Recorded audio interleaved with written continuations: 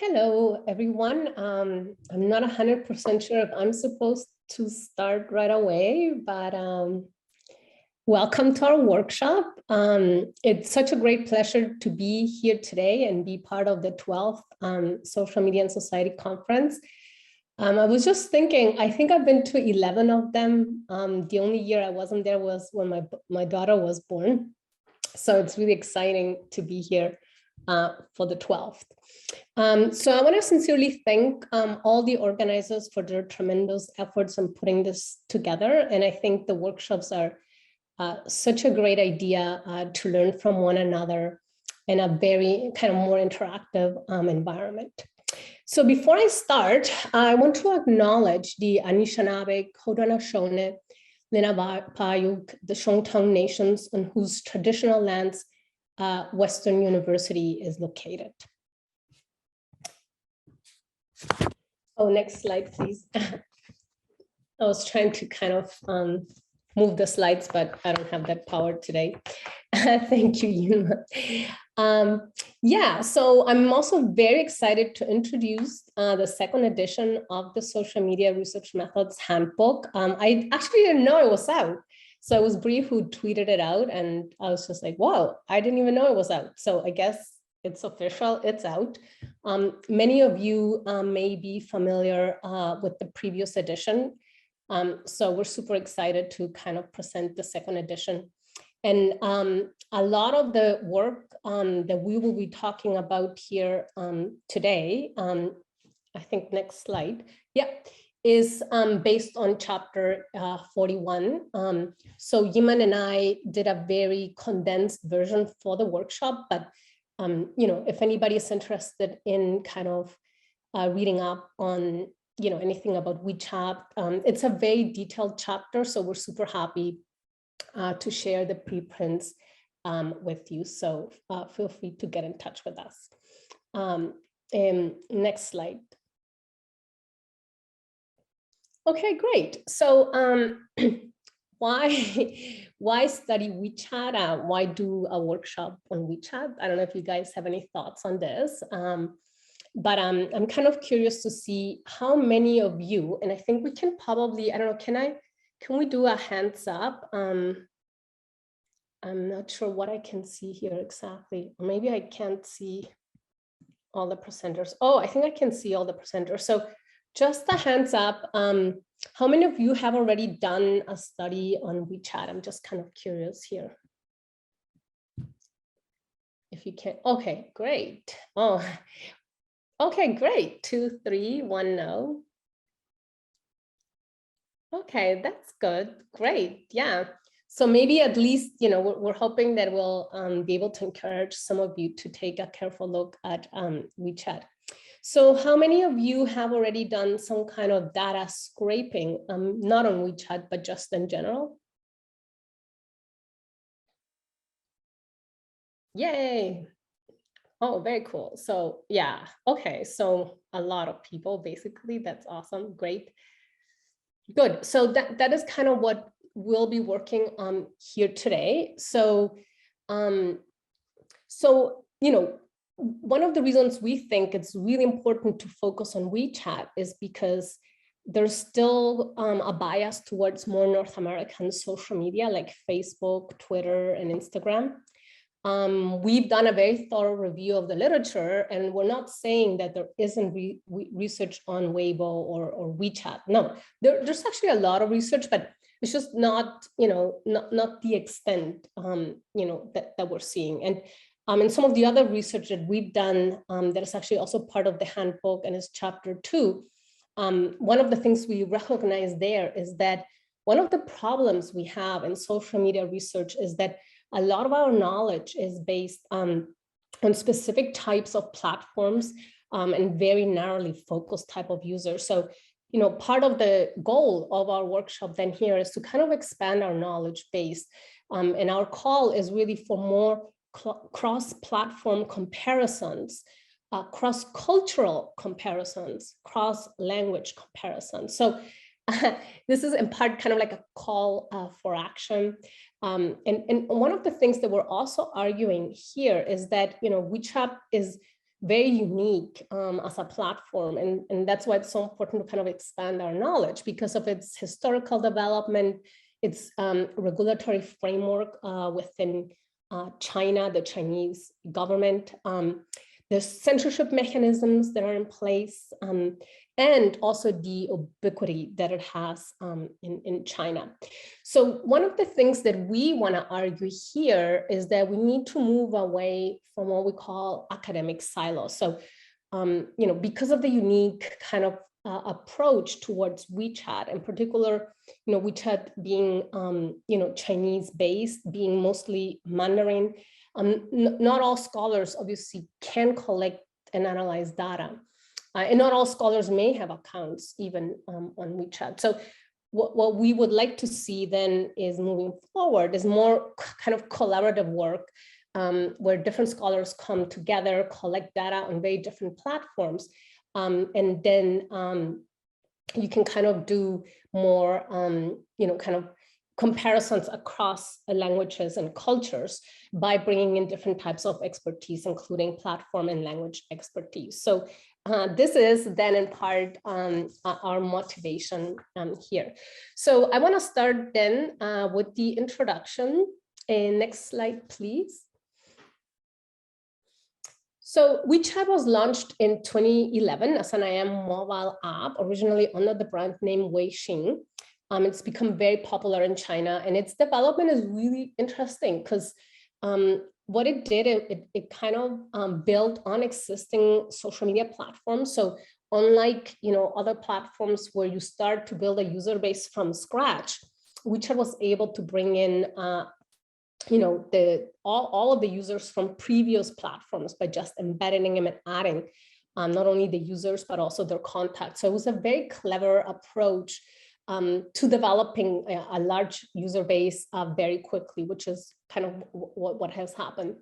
What further really distinguishes WeChat is its features. And I mean, if you look at Facebook or other social media, I think they all want to be WeChat just because WeChat is able to kind of encompass so many different features and applications. So we often refer to it as the Swiss Army knife of social media platforms, because there's really nothing you cannot do on WeChat. Like, it's just kind of amazing, the scope. But at the same time, you can kind of see how the reach and the number of activities that a single user or even organizations can do on WeChat also creates some of the same problems, because that is what allows the government to have that kind of very tight regulatory framework on WeChat, and to establish these censorship mechanisms that are very difficult to kind of undermine in such a kind of vast information and social ecosystem. So we've identified a few important features, so social networking features, information-oriented features, and commercialization-oriented features. So in our paper, in our chapter, we address them in a lot of detail and show how the combination of this typology of features creates a unique kind of ecosystem within WeChat. Just to give you an idea of the relevance of the platform, it has 1.2 billion users. So it's not as large as Facebook, but it certainly is one of the largest the largest in China. And what's also important to know about WeChat is that it has a massive kind of global impact because of the Chinese diaspora. So, we can kind of see how it has like local influence and relevance as well as the kind of global reach. So, and with that, I'll pass it to Jinman. Thank you, Anabel. So next, I will briefly review methods for the study of WeChat in existing research.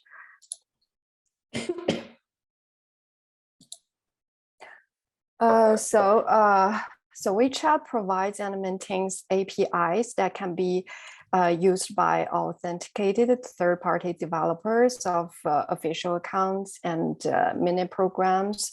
However, WeChat does not provide the public or scholars access to the developer API, thereby greatly limiting access to data on WeChat. The majority of WeChat data collection can be categorized as one of the two types: data collection of data on individual users and on official accounts. Collecting data on individual users involves capturing user-generated content and obtaining data through other methods such as interviews and focus groups. In qualitative and ethnographic research, interviews and focus groups are often applied to collect rich and in-depth data through sustained interaction with the WeChat users. WeChat's large user base also facilitates researchers to collect data on individuals through web-based questionnaires. So a different focus in research is to collect data from official accounts. The flexibility of web scraping enables researchers to develop tools based on a specific question of interest.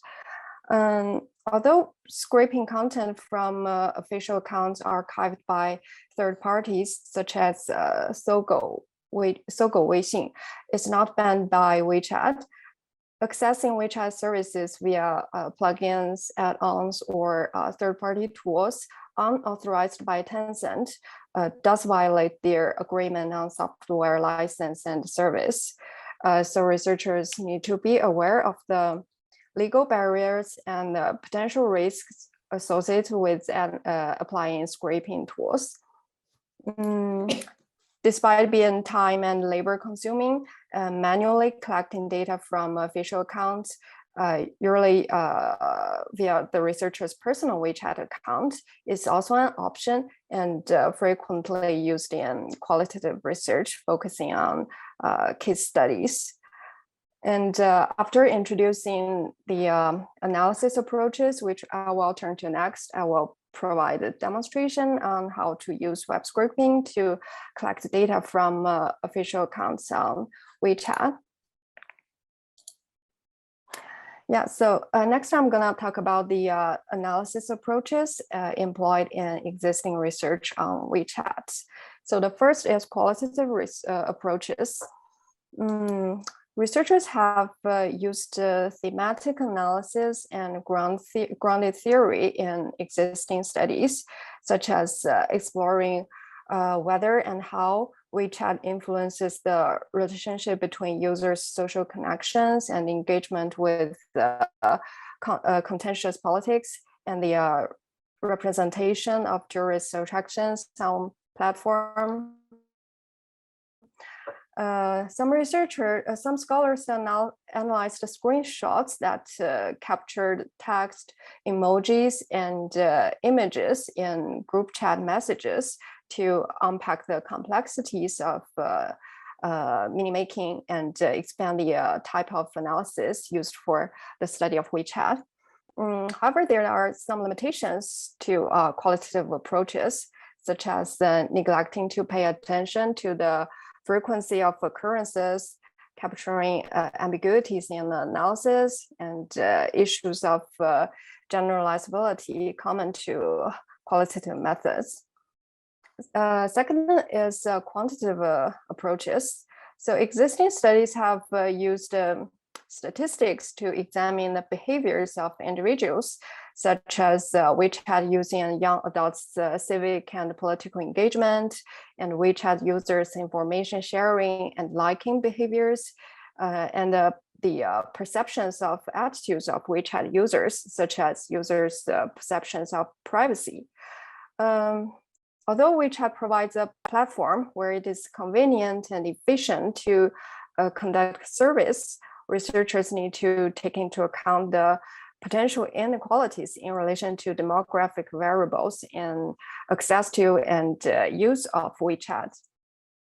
Also, in the high penetration rate of WeChat does not guarantee the representativeness of the data collected, and it cannot be generalized to any population other than the WeChat users. And next is computational approaches. Researchers have applied computational methods for exploring patterns and generating inferences. When studying WeChat, text mining techniques, including both supervised and unsupervised machine learning approaches, have been used to identify linguistic features, latent themes, and sentiment polarities from posts by official accounts. But computational approaches are not well suited for analyzing certain types of data, such as user profiles and data generated from interactions, for example, from clicking likes. Computational approaches are advantageous in terms of the efficiency in data collection and analysis and the potential for uncovering subtle patterns. However, researchers need to be aware of the limitations, including the lack of representativeness of the data, the lack of contextual information to explain behaviors, and the conundrum of balancing the protection of users' privacy, commercial interest of the platform, and researchers' rights. So, and last but not least, researchers have also applied mixed methods to analyze qualitative and quantitative data to address inquiries such as the use of WeChat in everyday life, social media campaigns, and the mechanisms of censorship. Often these mixed method approaches are applied to data gained from multiple channels, including interviews, focus groups, surveys, personal posts, and content from official accounts, with qualitative and quantitative methods addressing different data sets, or qualitative methods addressing a subset of the whole data set collected. Mixed methods have the potential to maximize the strengths of each type of data and methods, and allow researchers to address questions that previously would have not been within reach. However, beyond simply combining qualitative and quantitative methods, there is a need for considering the rationale and the benefits of undertaking a mixed method study. Moreover, researchers also face practical challenges, such as the requirement of extensive resources and the need for teamwork that brings together researchers from different backgrounds. Okay, so next, as promised, I will briefly demonstrate how to use a third-party search engine and web scraping technique to collect data posted by official accounts on WeChat. So the search engine we're using today is Sogou Search. Sogou Search is a partner of WeChat, and it archives articles published by official accounts on WeChat. Some WeChat scholars also use Sogou for data collection. We can either conduct manual or auto data collection with Sogou search engine. And today, this demo focuses on auto data collection. And due to time limit, we will use the ready-to-use scraper to demonstrate how to collect WeChat data automatically. So the scraper we're using today is Web Scraper. Its name is Web Scraper, and it's a browser extension. And similar to many web scraping tools, it relies on the structure of a web page and does not require users' programming skills. And so far, it's free. Of course, there have been many sophisticated open source codes and tools on platforms like GitHub, and researchers with programming skills can always customize their tools to collect the data based on specific research needs. And yeah, we'd love to hear from the attendees on the fantastic data collection tools and methods you have used or are aware of after this demo. So next, I'll provide a hands-on demonstration using the tool just introduced. So the first step is to install the scraper from the extension store. It just needs a click to restart your browser, then you'll be all set. I have installed it on my device, so I'll skip this. So next we go to WeChat Sogo by Googling the keyword Sogo WeChat or typing its URL weixin.sogo.com. So here, Sogo provides an archive of articles by official accounts, and you can search and browse articles. And also, if there is a particular official account of interest, you could also search the name of the official account and browse its historical articles. But as you can see, most content here are written in Chinese, which may lead to language barriers for WeChat scholars. And one of our discussion questions will touch on this later. So let's say we're going to collect COVID-19 related articles by official accounts and see how it is framed by these official accounts. So we type in COVID-19 here and click search articles. So these are the results it returns. Let's go to the last page, see how many results. Okay, as you can see, it only returns first 100 articles with titles or content containing the keywords. And we can log in with the WeChat account to access more articles. So next is to configure the scraper we just installed. So let's launch the scraper first. We first find the 3 dots here at the top right corner and click it and go to more tools and then go to developer tools here. Then the console desk shows up here at the bottom, and we can find the web scraper installed here in one of these tabs. So here are some tests I did before. So so configuring the scraper does not require us to write code, but it does require us to manually set some parameters, which can be a little tricky at the beginning. So for this demo, we'll create a new sitemap. So excuse me. And you could understand a sitemap as a new task, and I'll name it WeChat COVID here.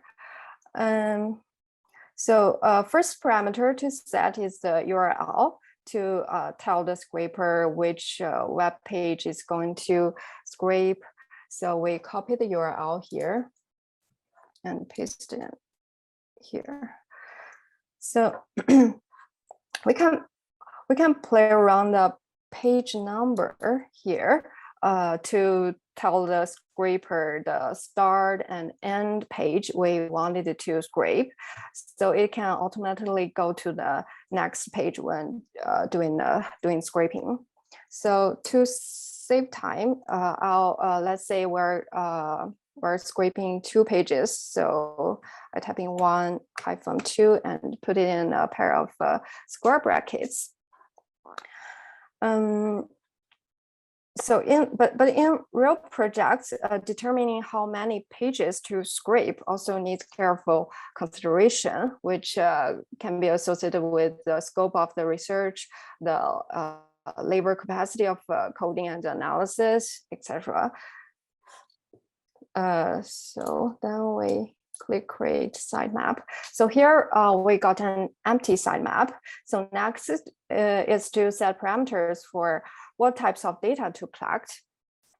Again, to to save time, in this demo, we only collect articles, the published dates of the articles, and the source, which is the name of official account that published the article. And these three types of data can be helpful to provide a general sense of how the interested topic is discussed, by whom, and following what time frame. And in particular, helpful for researching clickbaiting on social media. So, setting parameters is to tell the scraper to mimic a human scraper. So the first thing you need to tell the scraper to do is to scroll the web page, just as we do when browsing a web page. So I need to first create a selector, a new selector to achieve this function. Here I create a new selector and I'll name it scroll. And its type is element scroll down, very straightforward. And then I need to select element. So select element is to define an area for the scraper to scroll down and up, which is here, which is a collection of articles. So you hover the cursor on the area and it will be highlighted, and then click the highlighted area to select it. So we only need to collect 2 article items, and it will automatically select all the article items on the page. And then we click down selecting. And here we check multiple because we will need the scraper to scroll more than one time during the doing the task. Then we save selector. Then next, we also need to tell the scraper what data to scrape. So first, we will need to create a container, which is like a wrap to contain the data we're going to scrape. So I first create a selector, new selector, and name it container. Its type is a little bit different. This time it's element. As it is not expected to directly interact with the 3 types of data we are going to collect. It's just a wrap of the 3 of them. And next is select element. Again, we just need to select 2 article items here. And all the article items will be auto-selected. And we can understand each article item here as a subcontainer, which contain the 3 types of data we're interested in. Then click down selecting and save select. Remember the 3 types of data where we aim to collect their title and date and source. So let's start from title. So within a container, I created a new selector and name the title. Its type is text because each title here is a string of text. And next is select element. So we just need to click the title areas here. Sometimes we need to play with the UI here to select the parent or child dot of the current selected element. So in this case, we want to select the parent dot of the current selected element to avoid the title being cut off, and then down selecting. So this time we do not need to check multiple because we do not need to because within each article item there is only one title to collect. Then save selector, and for date and source, I'll just repeat what I did with configuring title. Date, its type is also text because it's a string of text for the date and select. So we just need to click the timestamp here and down selecting, save selector, and I'll create a new selector for and name it source. Same type and click source, click the official name of the official account here and down selecting and save selector. So then, excuse me, then we're all set. We can click data preview here to see if parameters were set correctly. So as you can see, if the parameters are set correctly, we'll see a sample of data to be collected, just like a quick validation. So now that we have the data view showing the right data, then we can let it start. So under the current sitemap, we find the scrape here and click start scraping. So there is the pop-up window here, and it's scrolling down and up automatically. So today we only scrape 2 pages, so it won't take too long. Here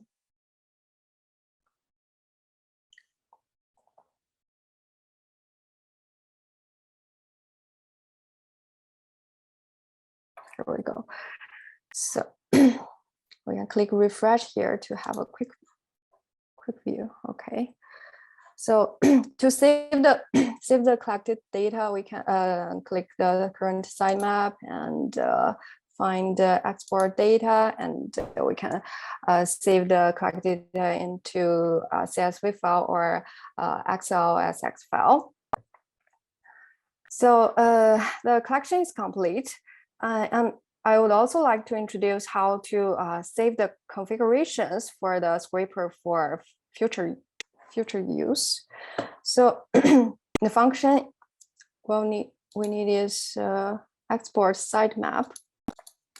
So a sitemap organizes all the information required for scraping a particular website.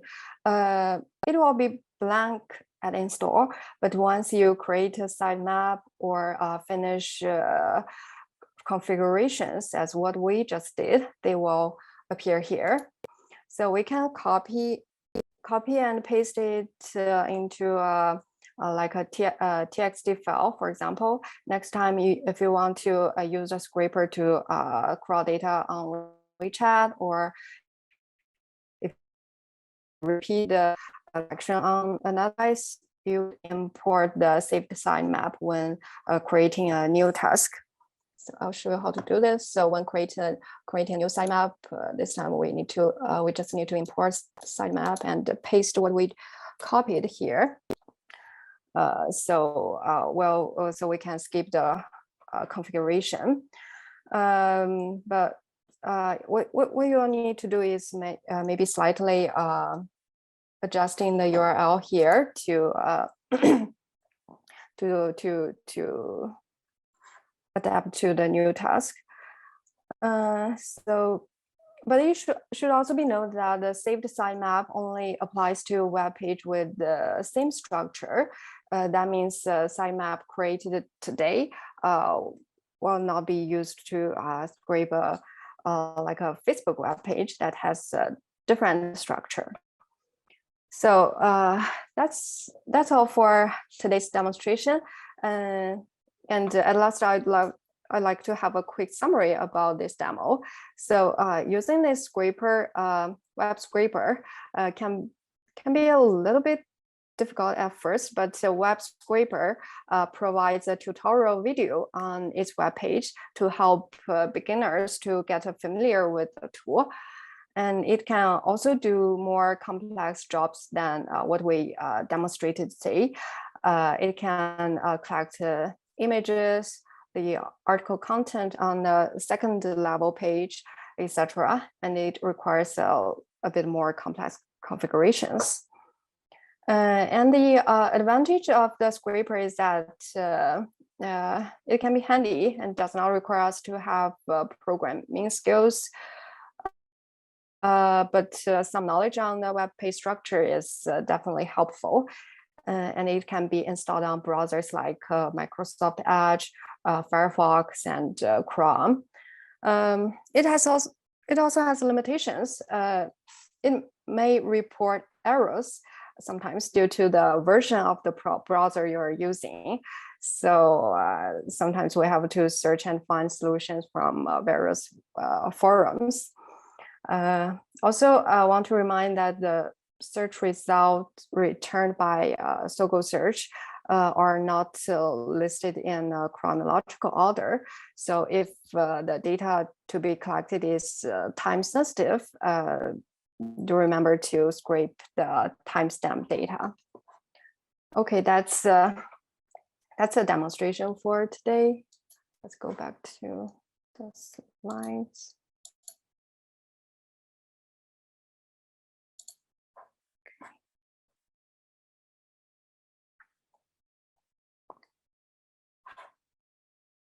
It's a bit slow, sorry. So here we have an interactive exercise. So the first question I'm throwing out is, what do you think are key challenges with scraping data from WeChat? It can be any challenges about the specific tool or the general web scraping technique. Or if there is anything that I didn't explain clearly during the demo.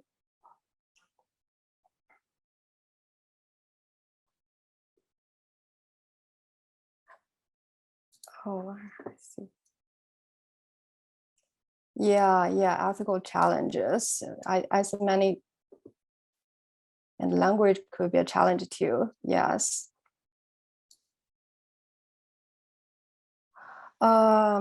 Yeah, Yija, I don't think so far. I don't think there is a specific way to there's a way to collect a specific geographical location of the public accounts. Elizabeth said that my friend scraped some database work duplicates. So for addressing duplicates, from my personal experience, I often do that during the data cleaning after collection.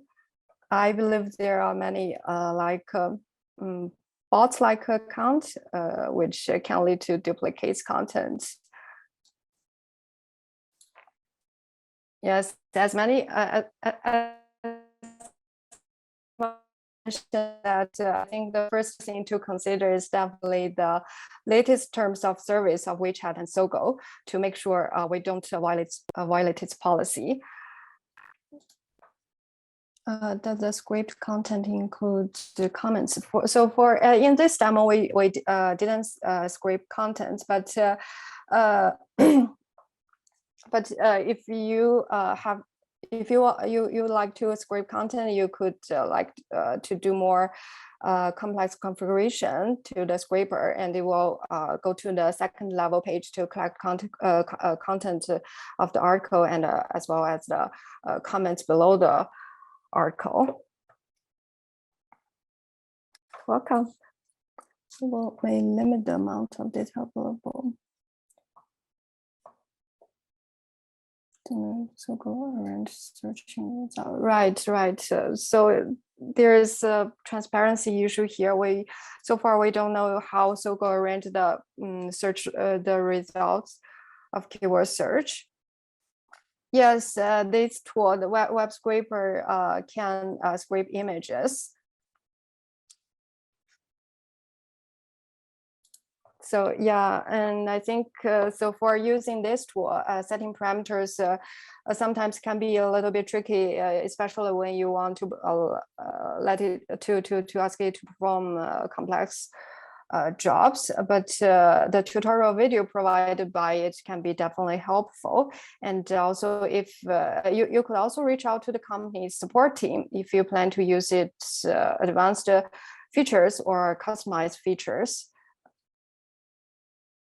Get number of followers of WeChat official account.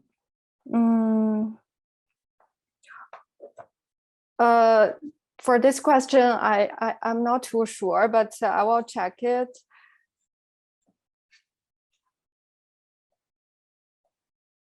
I'll check it later after the demo.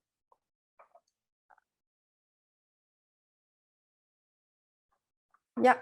So let's move on to the next question. So besides web scraper,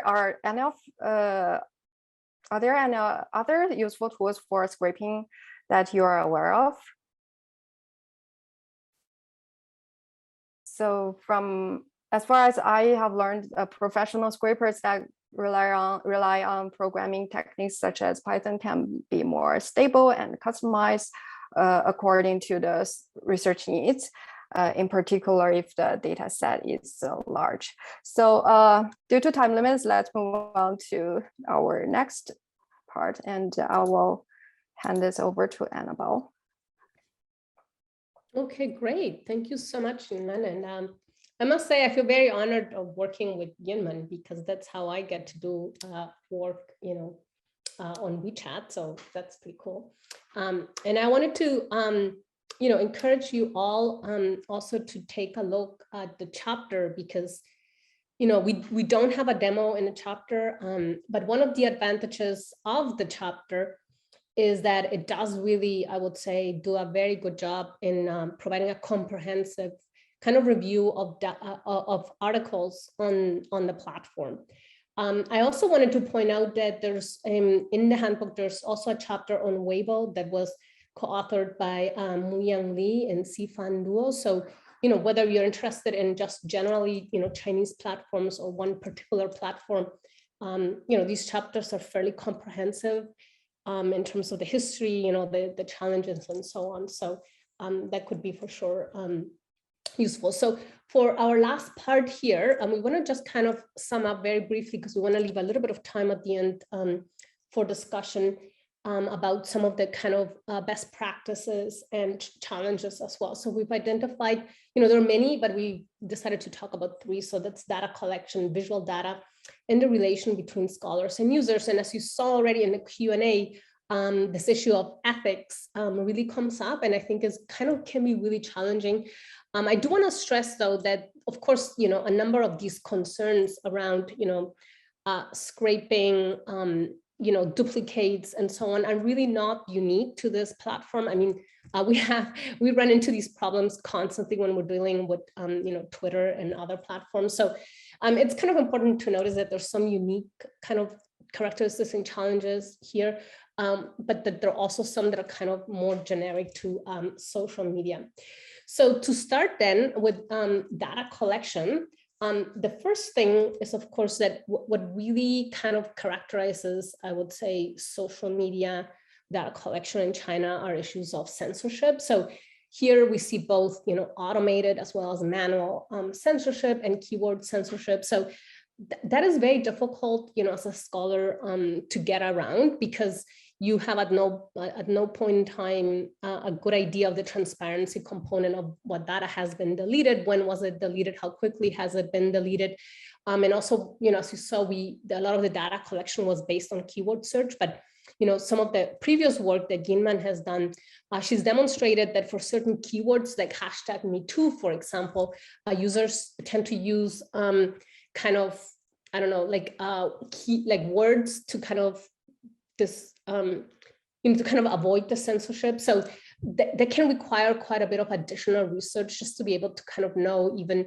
what are you searching for. The other thing, as you saw, is there's this kind of gray zone as to what scrapers, what search engines, are authorized, when are they authorized. I mean, that's something we see across social media platforms, that's kind of unique to China, but also kind of we're confronting some of the same problems as we saw with Instagram, right, where they kind of changed the API and everything. So That's something we're constantly dealing with, but within a Chinese environment, certainly to be aware of.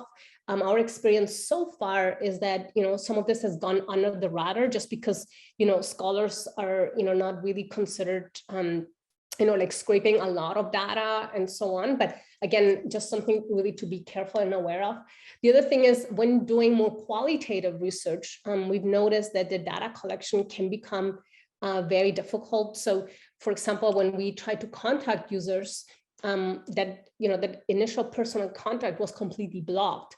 So, it's sometimes, when it comes to data collection, there are kind of unique challenges that exist, within some of these Chinese social media platforms.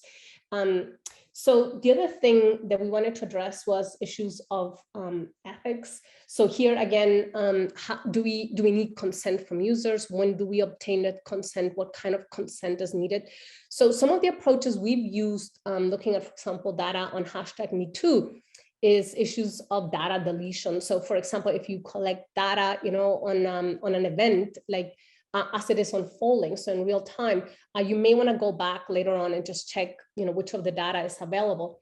Again, difficult to know whether that's because this was deleted by the user or whether it has been censored. So again, some questions here around how to read data deletion, but certainly something that can be important as well.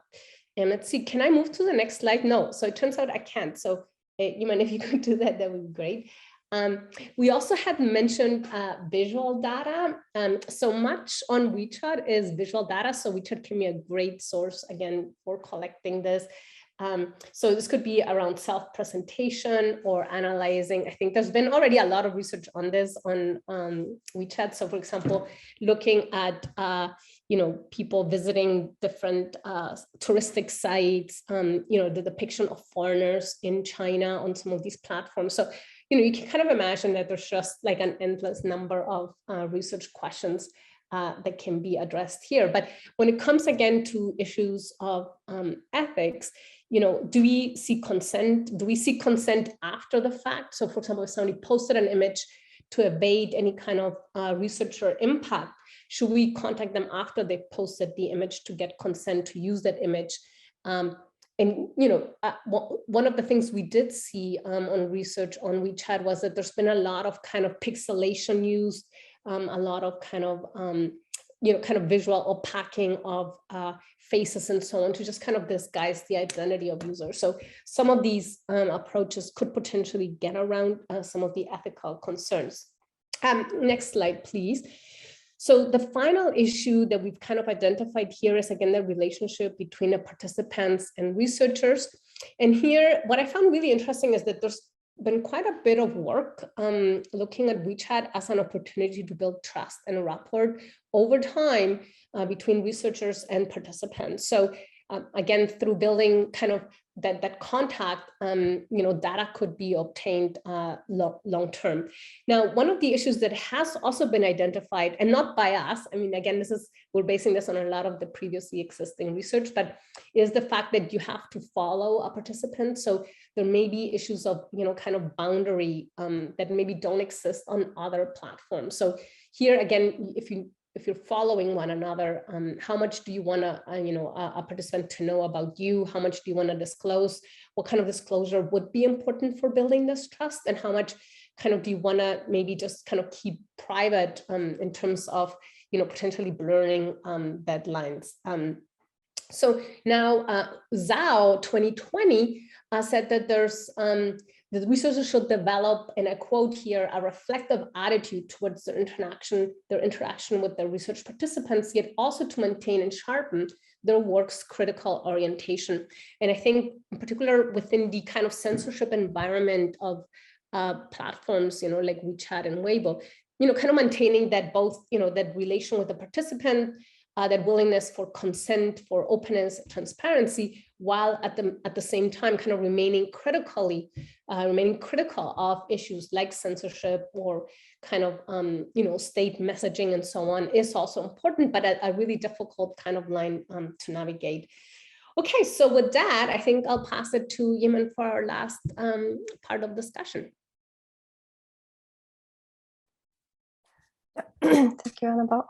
So next comes the discussion and Q&A. So we prepared 3 questions for discussion.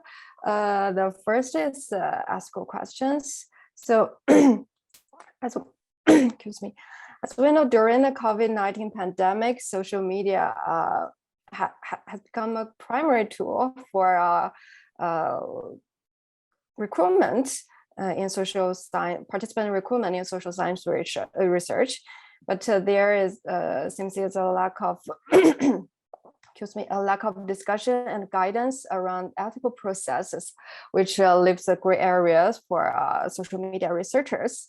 So as a response to scholars calling for researchers to report ethical dilemmas in their practice, we'd like to ask what resources and guidelines help negotiate the ethical decision-making in your experiences with WeChat research. And or other research, right? It could, yeah, because not many of you have done research on WeChat. I mean, maybe there's other platforms where you've encountered this kind of ethical dilemma that we'd love to hear from you.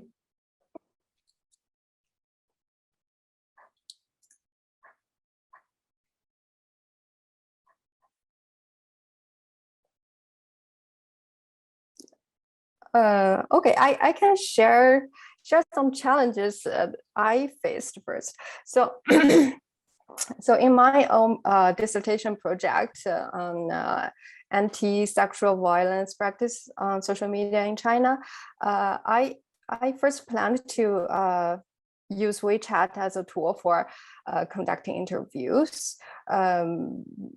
But I needed to get it. I need to get it approved by the ethics board at the university, and the ethics board requires WeChat. We require Tencent to provide the information about their data management and many other detailed information in order to get this tool approved for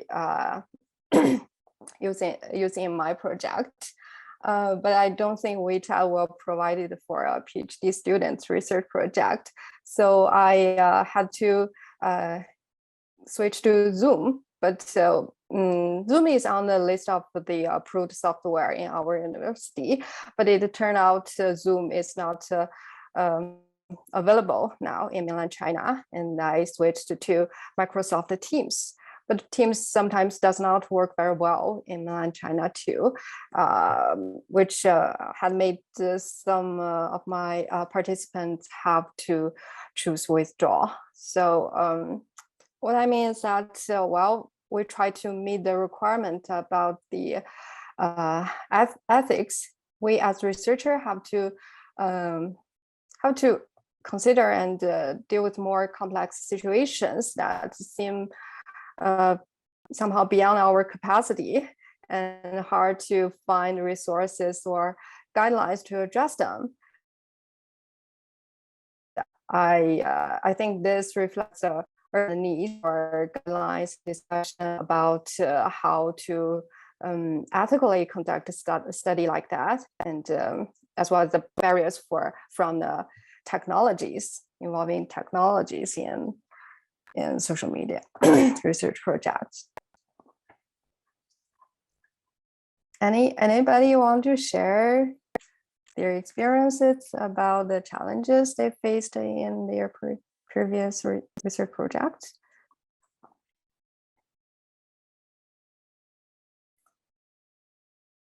And okay, another thing I'm thinking of is that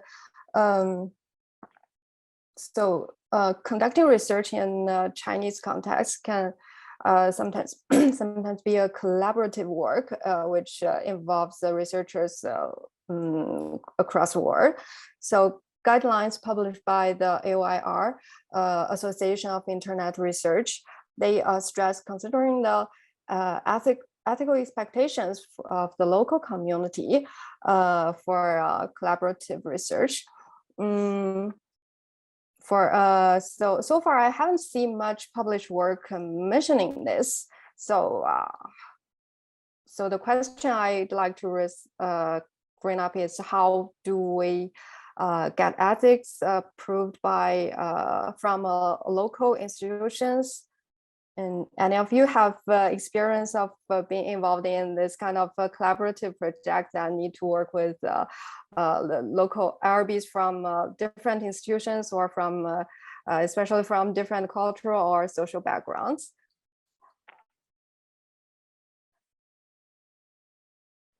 Well, I really like working with Germany because they don't need ethics. So that can be very handy. But of course, being at Western, even if the data gets collected in Germany, I still have to undergo ethics. So, things pretty quickly get fairly complicated. So you have to then apply for secondary data analysis. So that can be tricky. But yeah, I think, so maybe we want to open it up for general discussion at this point. We have about, 5 minutes. No, I don't think, Muyang, you do need for scraping Chinese social media data. No, I mean, we need ethics mostly for contacting participants. So, but, as Jinman was saying, with a lot of the contact now being online through social media, that's, I think, where the complexity comes in. Like if you're doing recruitment, via social media, then you need ethics for doing that kind of recruitment. But just for scraping, usually no, unless it's password protected, right? If you're accessing data from a password protected group, let's say a Facebook group, then you do need ethics. So, scraping can be complex, and it depends on what you're scraping and what level of privacy those who are in those social media groups expect. Yes, and I also see Elizabeth mentioning the ethics of scraping social media data and chat box, right? Yeah, so anonymizing social media data seems it's necessary for for us to analyzing, scraping and analyzing in projects. Yeah, so yeah, thank you for that point, Elizabeth. We have 2 chapters on that, and actually in the current version of the handbook, the one that just came out, that is one of the big changes, is the large new section on ethics. So, so I can see how in linguistics, that would be a big discussion. I think it's a huge discussion across, right? With a lot of very interesting, and I think, I don't know if I see Jenna here, but Jenna has a great chapter in the handbook. And I really like her chapter because she and her co-author did a really nice job kind of, creating a type, not typology, but how would I call it? Kind of like a larger framework. I think that's the word I'm looking for, a framework on ethical decisions. And I think it's extremely, the title of the handbook, it's very easy, The Handbook of Social Media Research Methods. So yeah, so I mean, Jenna really does provide, I think, a very thorough kind of framework for ethics, and it's a really great guide. It's very complex, but it's kind of provides really good guideline on the many areas that before you embark on a project like that you may want to consider. So I would strongly encourage people to read that, and I'm happy to share our chapter as well. But I do want to say that, Elizabeth, why I agree that there's certainly kind of some trepidation, right? Like, for example, when we do a lot of the data collection, and now we're also doing a lot of data archiving on Me Too, certainly, these are survivals, right, of sexual harassment, sexual violence, domestic violence. So I think really critical to kind of reflect the relationship that we want to build, with the data and with the people who've shared, their survival stories. So, you want to treat, the data in a framework of care.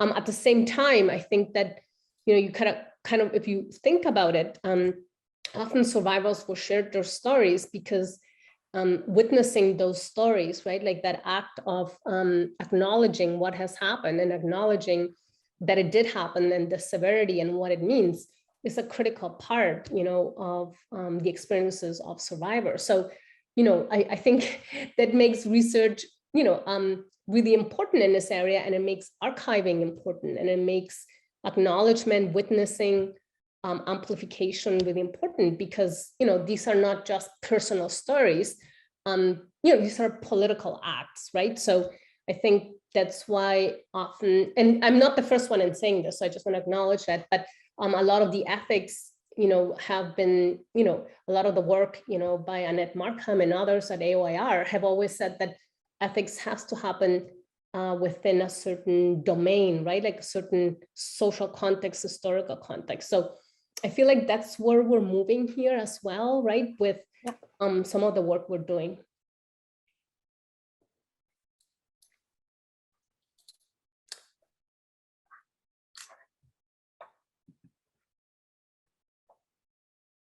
So let's move on to our second question on censorship.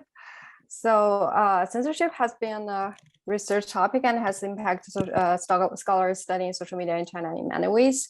So as a researcher interested in social media platforms in China, or where do you see the possibilities and difficulties of exploring social phenomena via social media in today's China?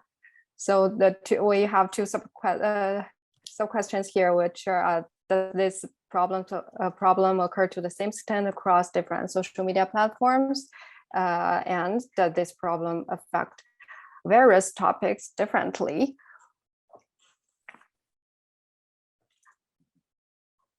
So I think it does affect various topics differently.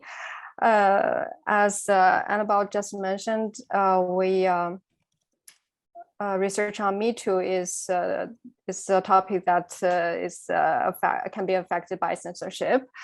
As you may know, for digital feminist activisms like Me Too is heavily censored on social media in China, and it directly affects data collection. Without sufficient social media data, some researchers have to pause or change their research topic.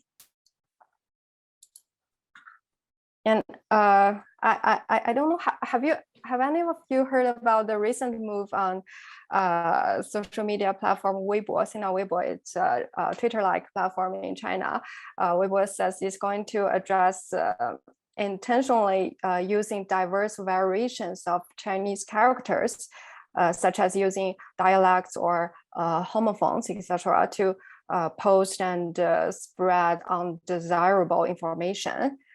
So far, I think it's only introduced on Weibo, and Weibo does not detail how they are going to achieve this. But apparently, this makes a strategic expression on contentious and sensitive topics even harder, which I think will researchers studying sensitive like digital social movements.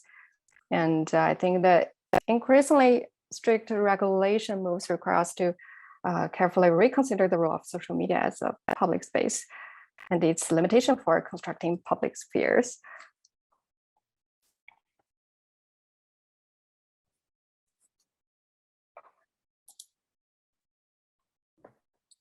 Yeah, and I wonder how that happens across, like, I think it's important to acknowledge that it doesn't only happen in some regions or some platforms, but it happens maybe more or on a different scale. So that is important to kind of try and study. Yeah. So do you want to move to the third question?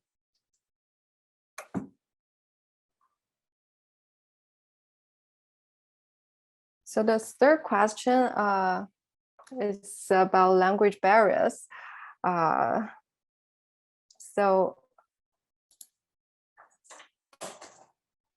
I I don't know how many of you feel language is a barrier for studying social media in China, but I do know some scholars mention language can be a challenge for scholars who don't have Chinese proficiency to conduct research in the Chinese context.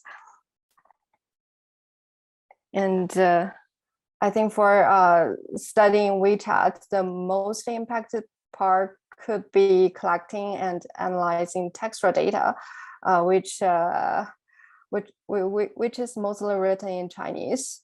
So also to get a clear context of the fragmented data on social media, sometimes researchers may need to collect and read more. And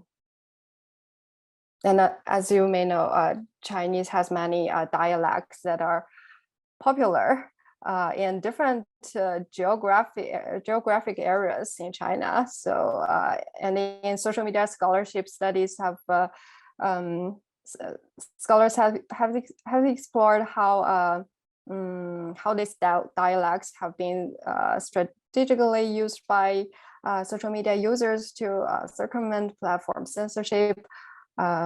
For example, Anabel just mentioned that many people use the dialect like 俺也是 instead of me too, and it's a Mandarin translation. Yeah, China is huge, and it's geographically based diverse language branches also make this even higher the requirements for language for studying the use of social media in China. Yeah, and I mean, to me, what I like to see is a lot more integration on this kind of research. So I'm kind of worried about like silos forming. I mean, I see that certainly in Spanish, where a lot of the Spanish literature tends to cite that research, but it's not very well integrated. And I know ICA has made a lot of efforts to kind of integrate global South research into kind of more mainstream dominant North American scholarship. So I'm just kind of worried that there are these silos, or that they could exist, and I'm kind of really curious about ways that they can be broken down further, and that we can create greater kind of integration. But I think that's just a much larger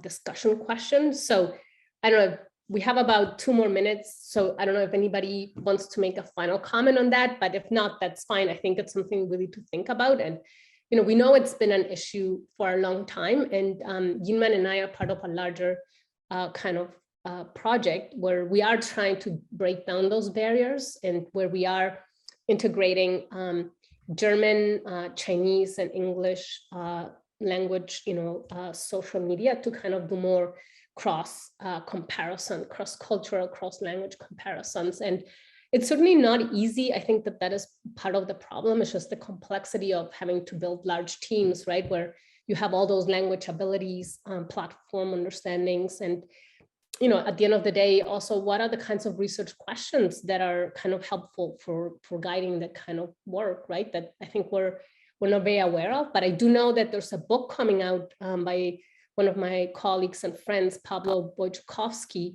where the entire book deals with this. So I hopefully, I think the book is going to be published in a month or so. So I think that book will be making like a huge kind of impact on the field, and hopefully moving also this kind of research forward.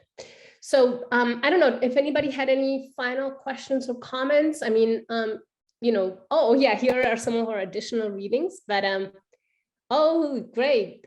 So some people are sending us something, so that's great. Yeah, if you have additional research, we'd love to see it. So please share it with us, and feel free to reach out to us. I will try and oh, here's the AOAR, the ethics. Yeah, King, thank you for sharing that. Yeah, we've used that extensively, and I would say that it certainly is one of the most, most comprehensive kind of umbrella research on ethics, for sure. Okay, great. Well, Jinman, did you want to say any final thoughts, or? Okay, so at last, thank you for listening our presentation. And I think the discussion we have today is really inspiring and thought-provoking. And I appreciate this opportunity and hope we have more opportunities to engage in this ongoing conversation about ethics of studying social media. Yeah, thank you so much, everybody, for coming, and feel free to reach out to either of us. We'd love to hear from you. And there's a workshop coming next, so we'll leave a little bit of time for everybody to get a drink, and hopefully we'll see many of you at the next workshop. Thank you. Oh, thank you so much. Yeah, Thank you. we appreciate it.